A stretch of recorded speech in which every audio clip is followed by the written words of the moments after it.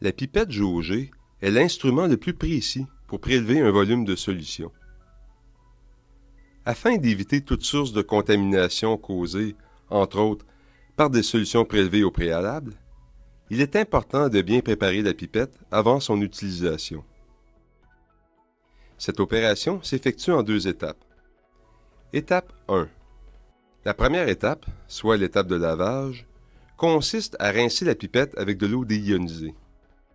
Pour cette étape, il est possible d'utiliser le flacon laveur comme montré dans cette démonstration ou de prélever de l'eau désionisée dans un bécher.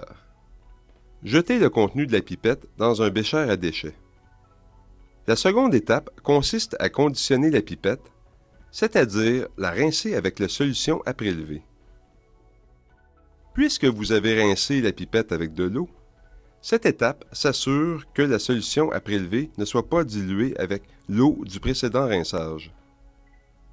Dans un but d'économie, prélevez une certaine quantité de solution qui ne dépasse pas la moitié de la capacité de la pipette. Bouchez l'extrémité de la pipette avec son doigt et effectuez des mouvements de balancement et de rotation, comme montré ici, afin que toute la surface interne de la pipette soit en contact avec la solution.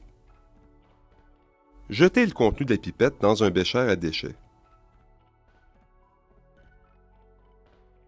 Rincez avec la solution à 2 reprises. Vous êtes maintenant prêt à effectuer votre prélèvement.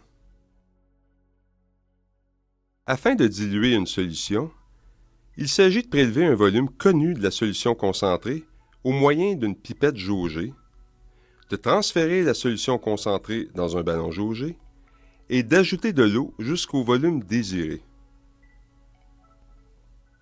Avant d'effectuer ces étapes, il est bien important de s'assurer que la pipette jaugée soit bien conditionnée et que le ballon jaugé soit lavé à l'eau désionisée. Il n'est pas nécessaire que le ballon soit sec, puisque la dilution s'effectuera avec de l'eau. À l'aide de la pipette jaugée et de sa poire, prélevez le volume de la solution concentrée en aspirant un volume qui excède le trait de jauge. Retirez la poire et placez son doigt très rapidement. Laissez écouler l'excès en contrôlant la quantité qui s'écoule à l'aide de son doigt. Ajustez au trait de jauge. Il s'agit ensuite de laisser écouler le contenu de la pipette dans un ballon jaugé. Lorsque le contenu de la pipette sera écoulé, il reste un petit volume dans l'extrémité inférieure de la pipette. Il est bien important de ne pas forcer l'écoulement de ce volume, puisque ce dernier est pris en compte dans la mesure du volume de la pipette.